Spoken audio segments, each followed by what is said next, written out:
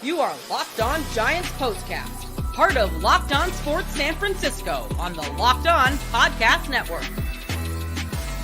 Your team every day.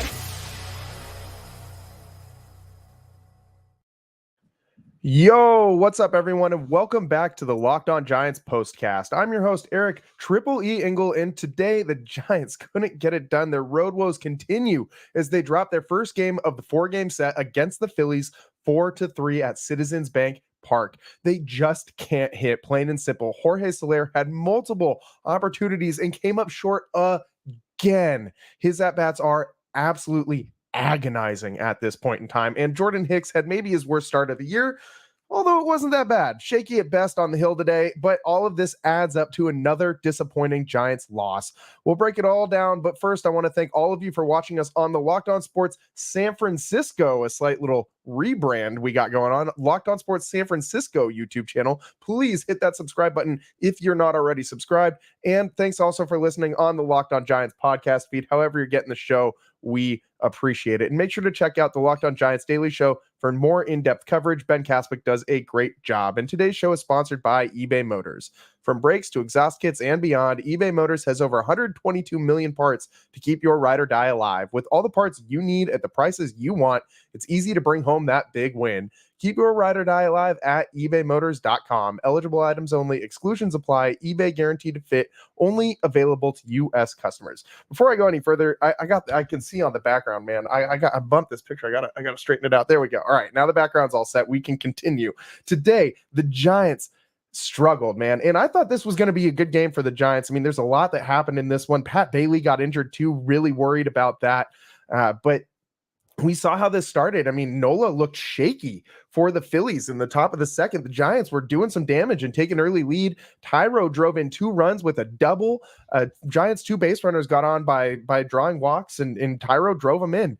Those free 90s come back to hurt you. We say that all the time on the podcast, and they drew 4 walks in that inning. Kind of interesting because Farhan Zaidi recently said that he wants the Giants to be more aggressive at the dish. He talked about how a lot of guys on this team are taking a lot of first pitch strikes that are just fastballs pumped right down the middle. And interesting that the Giants did a lot of this damage in this inning by not listening to Farhan at all. However, in that same inning, Jorge Soler comes up, and it was very evident what Farhan was talking about, because Soler comes up with a at bat that closed out that inning. He watched 2 fastballs right down the middle, fell into an 0-2 hole, ends up popping out to the catcher in foul territory with the bases loaded. This was a blow-up inning waiting to happen for the Phillies. Nola threw 46 pitches. I mean, he could not find the zone, and he's just leaving hangers up there, and Soler couldn't capitalize. He couldn't come up with the big base hit that, honestly, if Soler comes up with an extra base hit in that game, and the next guy comes up and adds on to that rally in any sort of way, I think Nola's day is probably done right then and there. And the Giants would have tacked on some more runs, and that would have been the difference in this one, with the 4-3 result as a final. Like, one more run early in this game would have made a world of difference for the Giants. Jung-Hoo Lee narrowly missed hitting yet another home run. He's like a cumulative 6 inches away from having 3 home runs on this road trip. Like, this dude, I don't know how much closer you can get to like having a great road trip while simultaneously having like a pretty poor road trip from the numbers perspective. Jung-Hoo Lee is barreling every single ball that comes his way. And I mean, today he just hooks one just to the outside of the foul pole in right field. That one looked like it was gone, man. And a couple balls in Boston that were just barely held inside the park as well. I mean, this guy's really playing well. The numbers just aren't showing it. He also had an amazing play defensively in the 4th inning, the bottom of the 4th. He was sprinting straight back to one of the deepest parts of the yard in left center field and made just a backhanded catch with his back to the infield. I mean, a gold glove caliber play in center field. Absolutely amazing. If you guys were watching on the Apple TV broadcast, I know how we all feel about Apple TV. You don't got to tell me. The one thing I do kind of like about the broadcast is that they do try to do some innovative things. I absolutely hate that you got to subscribe to it. I hate that it's one game every like month. It seems like once a month, maybe twice a month, that we got to pay this $10 a month to watch. So you're basically paying $10 per Giants game to watch on Apple TV, at least if you're in my boat, which I'm sure some of you are. But they do some cool stuff. Like the broadcast is actually in 4K, so the definition of it is crazy good. Like you can see like the granulation of the dirt. It like you can see each individual blade of grass in the field of play. Like it's visually it's appealing. They also do a lot of stuff with stats on that show, and I'm not the biggest stat guy, but some things are interesting. And I thought, like I don't need like X-Woba and things like that. But for instance, like things like simpler things for my simple brain, like sprint speed, like Jung-Hoo Lee ran 28.3 miles per hour after that ball. That I don't got to be real good at numbers to know that's real fast, man. And that's pretty dang good when you got a guy like that out in center. He covered 87 feet on his way to snaring that one. It's actually a pretty cool thing, I think, that Apple TV was able to do with their graphics and the stat. And it's just kind of, I think, the way that broadcasts are going to start to look more so like even your traditional NBC type broadcaster or whatever. And this one really started to get away from the Giants in that inning. However, the big play of the game came in that same bottom of the fourth inning that Lee made that great play in, because the Phillies took a lead basically immediately after the Giants had taken that 2-0 lead. They come out in the bottom of the second, and the Phillies actually got to the Giants a little bit in that inning. They didn't score, but Pat Bailey did have to come out of that game in the bottom of the second inning. He had blurry vision, listed as a head injury. He did take a foul ball off of his mask earlier in that game. He came out after a Matt Chapman error. It wasn't an immediate thing. So I feel like the broadcast was poking around trying to find the exact moment it happened for a while, but something happened with Pat Bailey's head, and he was removed due to blurry vision. Concern for sure about anytime there's a head injury, you are absolutely concerned. And he's been the Giants. I mean, if you're giving out MVPs through, the first month and a week of the season, Patrick Bailey's your Giants MVP, guaranteed. Like this guy has been, the Giants have, he's solely accountable for at least like 2 or 3 Giants wins just based on the way that he has hit at the plate, the walk-offs, the way that he's caught games. He's been so good as a backstop for the Giants after the kind of slow start defensively. He's really nailed it down on the defensive end. And that's troubling to see him come out, especially because Tom Murphy comes in and, there was quite a long break while he got ready. Hicks was just kind of doing whatever on the mound, couldn't warm up because there was no catcher out there, couldn't stay loose. And I think that ultimately played into why he was so wild on the mound today. I'll get to that in a second. But the big thing that concerned me was the Giants pitching is not very good with Murphy behind the plate compared to Bailey. I mean, the ERA is almost half Pat Bailey's, the staff's ERA when Pat Bailey is catching is almost half what it is when Tom Murphy is catching. So concerning. And that kind of showed it reared its head in the bottom of the fourth when there was a walk or a single. Trey Turner singled and then stole second base. There was a Harper walk, and the ball on the pitch, it wasn't a pass ball, or it wasn't a wild pitch. It was a pass ball. Glanced off of Murphy's glove. He couldn't squeeze the pitch, and it bounced away to his right. And Murphy kind of like lackadaisically got up and went after it. That's Trey Turner you got on second base. So he hustles over to third, doesn't break stride, keeps his eyes in foul ground, looking at that catcher, looking at Murphy, and Murphy didn't really show too much urgency in getting to the ball, getting it back into the pitcher.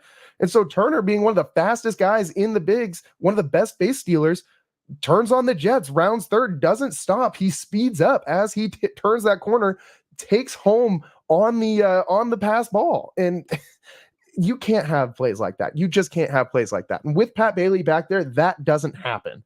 That put the lead to 4-2. The Phillies had scored a couple runs in the prior inning, and in the bottom of the third, runs result from walks and some errors. Matt Chapman dropped a pop-up, and it was very weird. And he had another play earlier in the game where he airmailed a ball over to first base, and it's just very, very strange that the Giants are losing games based on defensive miscues and walks on a Jordan Hicks start. This is not what we've come to expect. Matt Chapman, you don't usually see 2 plays like that from him in the same week, let alone in the same game. And Hicks walking a lot of guys today. He was not sharp on the mound. In the bottom of the third, you had like three base runners just given free 90s because a drop pop-up, multiple walks, a pair of doubles. Before you know it, there's 3 runs in that inning from the Phillies. They take the lead right back. Then in the 4th inning, that Turner play, which was really like the main pivot point of this game, that chased Hicks from the game. In the 5th inning, Hicks was done. He had thrown 88 pitches. However, only 47 of them 4 strikes. That's not good. We've talked about this guy all year long as someone who fills up the strike zone, a guy who's really good at getting ground ball outs in strikeouts as well, and can pitch deep into games. And we didn't really see much of that from Hicks today. Only 4 ground outs and just as many flyouts. He had 4 flyouts as well. I feel like we were seeing a lot of hard contact, a lot of line drives off of bats tonight. Those Phillies hitters were ready for Jordan Hicks, who's been really good this year, but today was he wasn't hitting his spots. He was a little wild. But if this is what a bad start for Hicks looks like, that's not bad. 4 runs, you'll live with it. That's not what you want. He did have 4 walks in this one. He also had 3 strikeouts, only 2 earned runs for Hicks in this one, though. 2 of those 4 runs were not earned. You can't be losing because of errors in this game. And the Giants, they had 2 errors, and that's what cost him in this one. Is defensive miscues, not very good. If you're looking for bright spots, we can point to the bullpen. Sean Jelly came in and struck out the side in the 5th inning. That was nice. And the Giants didn't really give up, although they did have some opportunities to come up big later on in this one. I do want to get into the Jordan Hicks start, but we got to get into something else first, because in the 7th inning, Jorge Soler came up again with the bases loaded. Nobody out. Grounds into a double play. Scores a run. So the Giants narrow the deficit from 4-3 to 4-2 to 4-3. But if he gets a base hit there, or even a walk, or even a sac fly, let's just say he gets a sac fly. Yeah, big, strong man. He should be able, at minimum, to get a sac fly. In that situation, the Giants would have been able to bring another batter up and hopefully have another runner at third. Like I would hope that if Soler could get a ball deep enough that the runner from second could also tag up on the play and get to third. Conforto flew out to right, a 360-foot fly out in his next at bat. That would have been enough to drive in another run and score another run if Soler had managed to do that. Plus, when you account for the errors and all this, there were just so many missed opportunities for the Giants to win this game. And when you're in the midst of a road trip and you're playing a team that's 21-11, you can't lose this way. Like, you're giving away games. This is a frustrating loss. And it's more frustration from Jorge Soler specifically, who we got to talk more about on the other side. I'm becoming so incredibly fed up with Jorge Soler at bats. Ryan, I mean, I'm not saying that this is going to be how I feel about Jorge Soler like all the time, but right now, Ryan in the chat, I agree with you, man. Soler is so bad right now. There's no need to mince words. He is just bad right now, just bad. And the other side, we're going to get into just why Jorge Soler has been so damn bad in these situations. We really need him to turn it around for the Giants to start having some success offensively. Another game where they can't score more than 3 runs. The Giants this year are terrible. When they score 3 or fewer runs, they are 6-12. 6-12. Twice as many losses as wins. You're not going to win a lot of baseball games that way. You need to start scoring some runs. The reason that you signed Jorge Soler to be your designated hitter, not play a single pitch in the outfield, is so that he can drive in runs, and that's exactly what he's not doing. Stick with us on the other side on the Locked On Giants postcast. We'll get into this Jorge Soler stuff. Stick with us. I'm your host, Eric Triple E Engel. We'll be right back.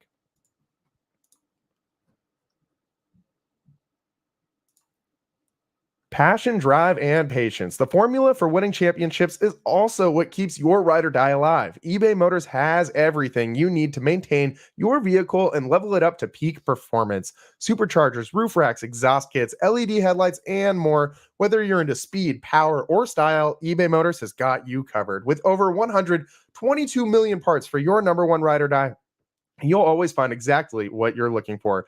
And with eBay Guaranteed Fit, your part is guaranteed to fit your ride every time or your money back. Because with eBay Motors, you're burning rubber, not cash with all the parts you need at the prices you want. It's easy to make your car the MVP and bring home that huge win. Keep your ride or die alive at ebaymotors.com. Eligible items only. Exclusions apply. eBay guaranteed fit only available to U.S. customers.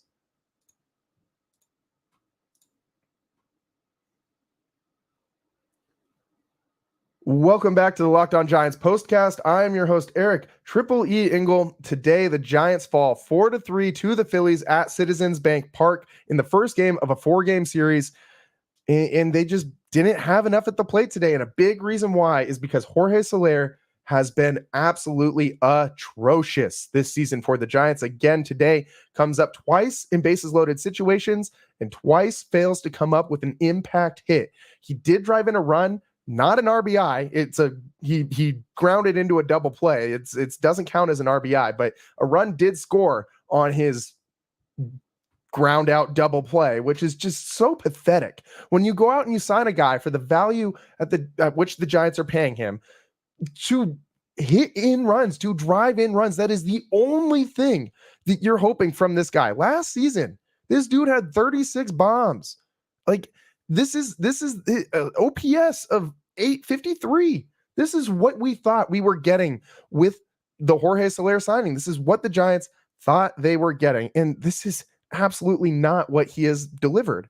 He is in the bottom half of the league in barrel percentage, sweet spot percentage, chase percentage, whiff percentage, strikeout percentage, like expected batting average. Like this guy can't hit right now. He couldn't hit water if he fell out of a boat. His batting run value is -5. Like it's in the bottom 11% of the league. I'm throwing a lot of numbers at you guys right now, but all of this means he sucks. Like right now, he sucks, plain and simple. This guy cannot hit. And when you look at some of the more advanced metrics, like I'm looking at his barrel percentage right now, his barrel percentage is the lowest of any season he's ever had by a lot. There's only one other year. It's 6.2%. He's only barreled 5 balls all season long. Of 81 batted balls, only 5 of them off of the barrel. He cannot find that sweet spot. Sounds like me at my slow pitch softball games lately, man. I've been having a hell of a time finding that swing. And Jorge Soler should not be comparable to me in slow pitch softball ever. Like that's completely ridiculous that this guy was brought in here to do a job, to hit the ball. That's it. You got one job, man. One. Hit the damn ball. And he can't do it. Hit it. Like, take a page out of the Barry Bonds book. Go up there and look to hit the ball hard. Who cares where you hit it? Just hit the damn ball hard. Drive it somewhere. The only season that his numbers look as bad as they do right now is 2017. And that was a season when he only he only saw 439 pitches. He's already seen more pitches than that this season. He's already seen over 500 pitches this year. And that's the only season that looks even remotely similar to his stats this season, although they were even a little bit worse that year, but that was very early in his career. It was 2017. And this is one of the worst years of Jorge Soler's career. His 6.2 batted ball or barrel percentage on batted balls, compared that to his 15% barrel rate on balls last season, or 12.2 the season before, 12.7 the season before that, 18.9 the season before that, 16.9 the season before that. My point is, this guy is barreling balls at less than half of the rate at which he normally does. It's concerning, man. Like, I don't know why he just all of a sudden forgot how to hit. He needs to get with a former Philly, speaking of the Phillies series, Pat Burrell, the Giants hitting coach. They need to figure out what is going on with Soler's swing, come up with a plan of attack, and turn this guy back into the formidable presence at the plate that the Giants thought they were getting this offseason. This guy is one of the last people on the Giants roster that I want up with the bases loaded and nobody out. Think of guys, rank them right now. Let's rank them right now. Let's go through Giants starters today. Who do you want up more in bases loaded, no out situation? Jung-Hoo Lee? I'll take Jung-Hoo Lee instead. Lamont Wade Jr., I'll take him instead too. Michael Conforto? Absolutely. Patrick Bailey? Yep. Matt Chapman? Yeah, probably, although you're kind of splitting hairs between those two at this point. Mike Yastrzemski, right now? Yeah, I'm taking Yaz over Jorge Soler in that situation. Guaranteed. Nick Ahmed? Yep.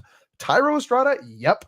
The last 2 people I want to see up for the Giants right now with bases loaded, nobody out, is honestly Jorge Soler and Matt Chapman. Like, Matt Chapman's been pretty bad for the Giants too. He did have a walk and scored a run in this one, did not pick up a hit, had 2 more strikeouts. Soler 0 for 4 again. This guy's batting average is barely over 200. His OPS, one of the lowest on the team, 661.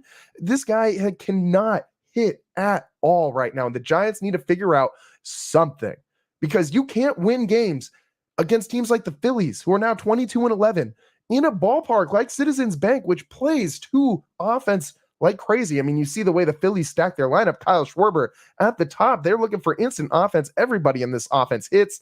I mean, you got Nick Castellanos in your 7-hole. Like, I mean, everybody on this Phillies team hits. And this is a very hitter-friendly ballpark.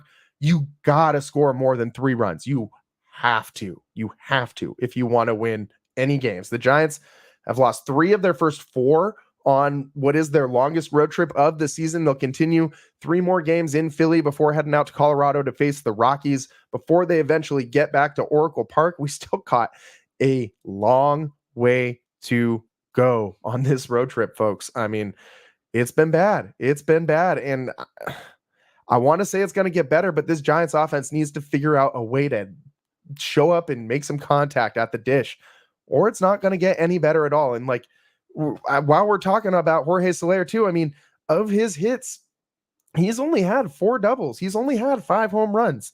Every other hit that he's had has been a single. This guy's not doing a whole lot right now, and the Giants really need him to deliver.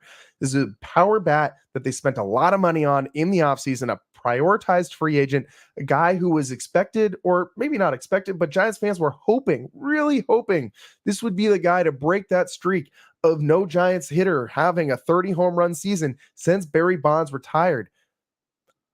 At this point, I don't think it's going to happen, man. I mean, we're into the month of May.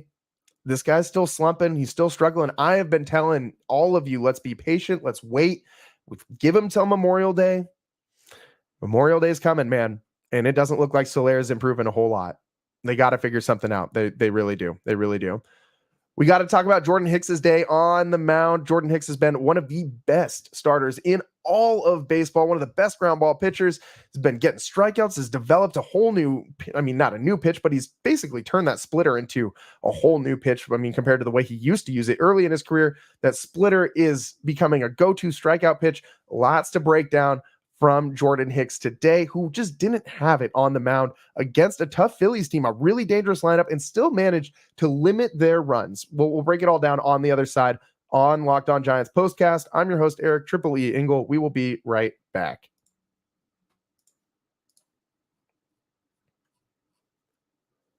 Today's episode is brought to you by PrizePicks. PrizePicks is America's #1 fantasy sports app with over 3 million members. PrizePicks is the easiest and most exciting way to play daily fantasy sports. It's just you against the numbers. You pick more than or less than on 2 to 6 player stat projections and watch the winnings roll in.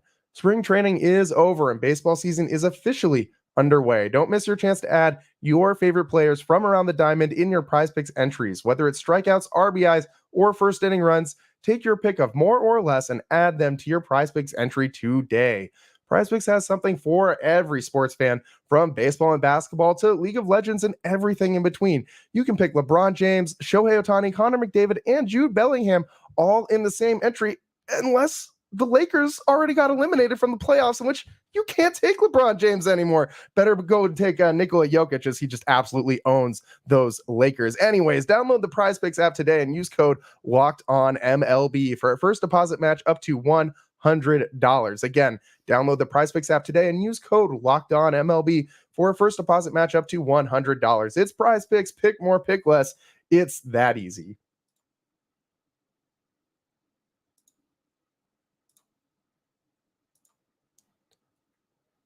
All right, time out. We got to pause here to talk more about Monopoly Go. I know what you're saying. Flag on the play. You already talked about that, but there is just so much good stuff in this game. In Monopoly Go, you can team up with friends for timed tournaments where you work together to build up each other's boards, or the more you work together, the more you win together and the more awesome prizes you unlock.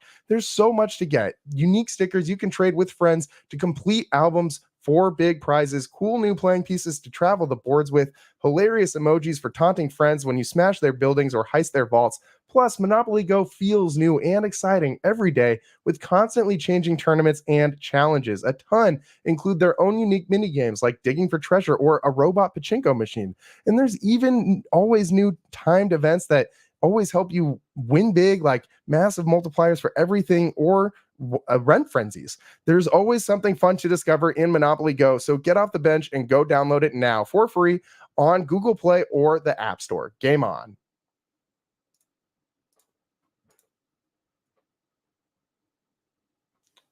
Welcome back to the Locked On Giants postcast. I'm your host, Eric Triple E Engel. Today, the Giants fall 4-3 to the Phillies at Citizens Bank Park. We talked extensively about how Jorge Soler has let the Giants down time and time and time again. Already, we're only in May. It is May 3rd, and I'm already exhausted of watching this guy struggle at the plate. Hopefully, he turns it around, man. But one guy I'm not tired of is Jordan Hicks, and he didn't have a good day today. Yeah, I know. He had 4 innings pitched, 4 earned runs. He was shaky at best, 4 runs given up, only 2 earned runs. Big distinction.